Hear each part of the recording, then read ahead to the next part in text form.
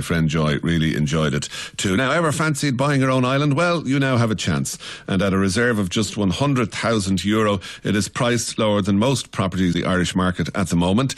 Dunvolane Beg is about 2 kilometres off the Mayo coast and goes under the hammer tomorrow. I'm joined now on the line by Harriet Grant, who is head of country houses and estates with Savills Residential Estate Agents. Harriet has been involved in a number of island sales. I'm also joined in studio by Dublin solicitor David Walsh. He is author of Ilan, the Guide to the Irish Islands, and has visited over 500 of our islands in his 23 years research for the book. Plenty put in there. And he has also been to Dunvolane Beg a couple of times during that research. Harriet, to you first. I know you're not selling the island, but do you know much about it? Hi, John. Well, I know what has been reported about it. That's the 55-acre island of Benmullet in County Mayo. And that I don't think there's a house on it. There might be a ruin, is that right? Maybe David knows David that. might fill us in. I didn't see anything remarkable about the room. It was 10 years ago. I didn't even know it had been a house. Just thought it was 4 walls. Right, okay. I mean, the thing about islands is that most of them are special areas of protection. So, like, you know, you need a ruin if you're good, any chance of getting planning permission. To build a house. Yeah. To live and on. Even then, I mean, the ruin would, it's difficult to get planning permission. Yeah.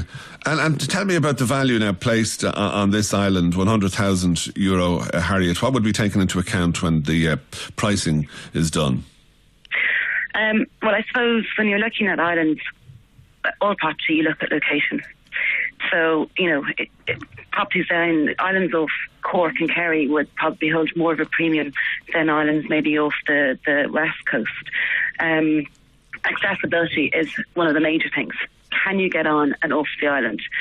And also, is your trip over and back from the island in a sheltered bay, or are you heading out into the Atlantic Ocean? Of course, if there's a house on it, it's going to be valued higher, or ruins. You also have to look at, you know, simple things like, is there water on the island? Because if there's no water, you know, you can't really do much with it. Either get the water piped out from the mainland, which is a massive cost. Okay, so these things have to be taken into account when it comes to the reserve put on the island. Yeah. And tell me, your own involvement in sales of islands. I believe you were involved in the sale of Inishturk back in 2012, and I think it went for something in the order of $3 million. That's right. It was Inishturk Beg. It was in Clew Bay. Now, it was placed on the market at 2.85. It had a multi-million spend on the island, so the facilities and the infrastructure was absolutely amazing. And when that went on the market, it went viral. We had inquiries from Australia, China, we had viewers from the US, and the interest people actually viewed it. There was Irish people, there was UK people, there was Europeans and a US. When it came down to actually dealing on the sale, there was Irish people interested, but they'd only go to a certain level. And in the end, it was sold for just over 3. And there was a bit of competition, and both the bidders were, at that level, were European. And you don't know where what country they came from? The ultimate buyer, what country did he come from? The UK, and then the other bidder, I believe, is from the Netherlands. And is that the biggest price achieved for an island around our coast? No, I do know of an island that would have sold in the height of the market down in Roaring Water Bay in Cork for somewhere in the region of 5 to 6 million. It was never actually disclosed what it made, but I believe it's in that region. And it would have been an Irish purchaser. But that was Celtic Tiger, and the Irish buyers would have been there for islands then. And if you think about it, there was a lot of helicopters in Ireland at that stage. That's true. So the accessibility didn't come into it so much. No, they didn't need piers or slips or jetties, whatever they're called. And David, just first of all, you actually have been to Dunvolane Beg.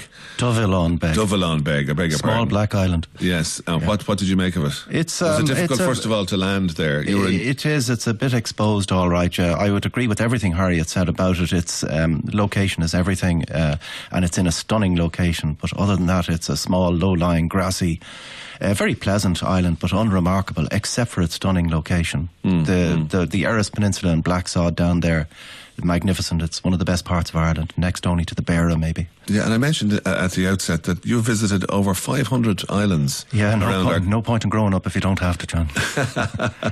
Yeah, tell us about that. What inspired you? It happened by accident. I was a mountaineer all my life, and I just, with other outdoor interests, and I just happened to stumble across sea kayaks on a mountaineering trip up in Spitsbergen in the Norwegian Arctic. I just came across icebergs and canoes, and I just fell in love with it. And when I got back, I realised that here was a way to be a serial island man. Is Mission Talonach. Yeah, and tell us just where did you start? Started in Dublin, Lambay and Rockabill and the islands off Skerries, Dalkey Island and so on like that. They're all fascinating in their own way. Dalkey Island has black rabbits. Has it? It has, yeah. And so has Dovillaun Moor, the larger brother of Dovillaun Beg, the island we're talking about here. So would you have spent hours just on these islands exploring them? On some, yes, and on some days I got overnighted, I got caught out a few times and that sort of thing. If you go to sea in a small boat, you're not always going to have your feet under your desk on Monday morning. No, it takes a bit of an investment of time. That's it. And for what was the island that you were most impressed by? I would say of them all, on the east coast there's Lambay, it's second to nothing. It's, the architecture designed by Lutyens, his wife laid out the gardens, Nimmo laid out the pier, it's got the last elm trees in Ireland, last elm tree forest in Ireland. There's even wallabies up the top. There are little kangaroos running around the place. Are you serious? Yeah, absolutely, yeah. And just in your travels then all to the other islands around the country, what did you establish about the wildlife there and the flora and the fauna? Yeah, it's interesting stuff. It's all undisturbed, so you have a better chance of seeing most things like breeding seabirds and all of that sort of thing. But there are exceptions out there, like the black rabbits and the mice on the Blaskets have mutated. They've got long legs and long tails. And the Rathlin mice are bigger than any other mice in the country. You see, easily spotted while you're on the island? No. I saw them on the Blaskets, but not on Rathlin because I was camping on the Blaskets. And when you could, it's against the rules now. But you used to be able to camp in amongst the ruins of the old village and so on like that. And you'd be visited more often than you'd like. Yeah. Would you? Yeah. So you did a bit of camping then on some of the islands? Oh yeah, a lot of it. And sometimes there wouldn't be room for a tent. Like we slept on the Skellig one night and just laid out the sleeping bag. I see. And when did you actually get up to the 500 mark when it comes to visiting Ireland? It was last summer. And what was number 500? Salvage Island. And where is Salvage Island? It's off Glandore.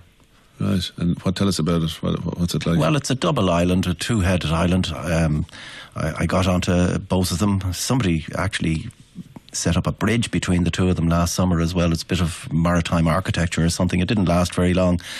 And they're unremarkable, rocky, pretty islands, but they're just there, and I go to them because they're there. Yeah, and you're going to continue, in other words. You're not. I've nearly run out, though. I've another 70 to go. It'll keep me going for the rest of my natural. Yeah, that's 570 islands in total around our coastline. in my book, but I'm including every rock and reef. You must understand too that a lot of them you can drive onto, like Achill or Valentia and so on like that, or think Connemara. I mean, if you want to visit Peggy Letcher War, you possibly cross about 10 islands in your car. Yes, I'm just wondering then, what did you make of Star Wars taking over Skellig? Were you a bit miffed by it? Or? No. I mean, I'll wait, and I'm a solicitor. I don't jump to judgment. Yeah. Sorry, it's the training. 40 years as a solicitor, only 20 years in the kayak. Right, okay. And what about the Celtic Tiger? Did it leave its mark? I mean, when you were visiting some of these islands, did you see... Strangely it did, but not in the way that you might think. Like, there wasn't that much development, in fact, compared to the mainland. But what there was a huge growth in the infrastructure all around the coast, in all the little bays and slips and piers. They were all done up, including on the inhabited islands, even ones with holiday homes and so on like that. I mean, there was, people talk about the Celtic Tiger as leaving motorways behind, but actually they left piers and slips all over rural Ireland in all the little isolated, out-of-the-way places. All the piers and slips got improved. I credit the OPW, and I have a suspicion that Dev Oak, Minister O'Keefe, was there through most of it, yeah. Yeah, so there was some legacy from the Celtic Tiger yes, for in that regard, yeah, and there wasn't undue. There's no ghost estates out there, John, but there are some unfinished houses, including on Dovillaun Moor, which is the big brother of the one that we're talking about here today. A guy started to build and didn't finish, which is a pity. Yes. It's unsightly, and it can be seen by thousands of people every day. Can it? You can actually see it from the shore. You can see it from the shore, yeah. So, but the planning for that then, that would have rested with Mayo County Council? Mayo County Council, but as I say, there's these special areas of conservation as well, so you need your ruin, you need water, you need septic tank, you need electricity, you need all of those things. And the other thing, which Harriet didn't get to, is you need a pier. She correctly said that you need a pier to set out from, and you need sheltered water before you get to the island, and then you need a good pier to land on, and it doesn't have that. And Dovellon Beg that we're talking about here today certainly doesn't have it, and there's a higher authority than Mayo County Council in that regard, and it's called the Atlantic Ocean. I see. So, and it's unforgiving. So inaccessible to a great degree, or at least difficult I would have thought to this island today was of great interest to sheep farmers, yeah. Is that right? Okay, yeah. that about these. I can't imagine anybody building a house in it, but I could be wrong.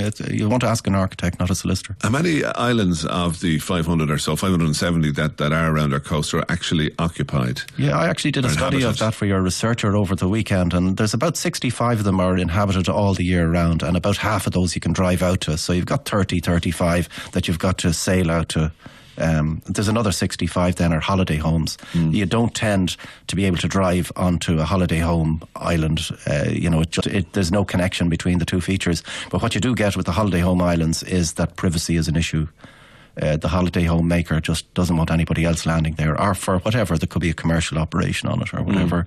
So about half, you can drive onto about half the all year round inhabited islands, and privacy is a big issue for half the holiday home islands. Yes, and how many are privately owned of the islands? I would say is somewhere above 20. Of the 570. Yeah, but privately owned, John, you must understand that every inch of Ireland is owned from the high water mark to the top of Carrantoul.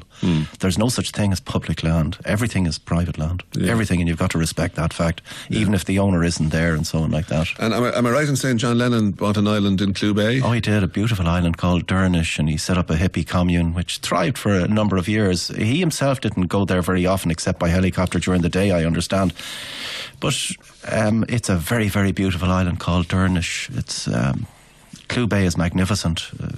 It's absolutely all the islands out there, especially towards the outside and towards the south. But Inishturkbeg, that Harriet mentioned, is a magnificent island. I happened to be friends with the owner of it. Okay, he let you go out on it. He did, yeah. Just by coincidence, when he was a Trinity student, he lived near me and he babysat my children. So he let me walk all over it. And she is right; it was stunning, absolutely stunning. The infrastructure he put in there. I know you say you're a solicitor by day, but have you ever been tempted to just go and live on one of these islands? No, my wife says our marriage wouldn't last 3 months. So that's it. There's no persuading her. No, you need a different temperament to live on an island. Everything, you'd need a strength of character that I don't possess. Right, but you obviously have visited islands that didn't have piers, that didn't have slips, that didn't have jetties. Oh yeah. So brave the waters. There's only if you do the sums, 130 do and 460 don't.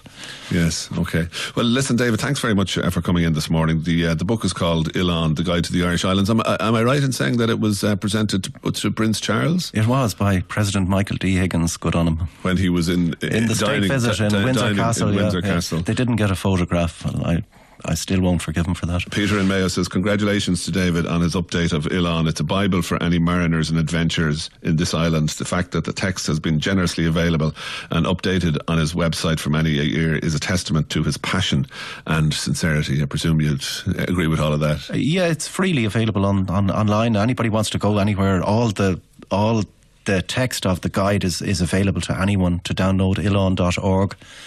But you can buy the book. A book is a nice feel in your pocket. Okay. And in mine.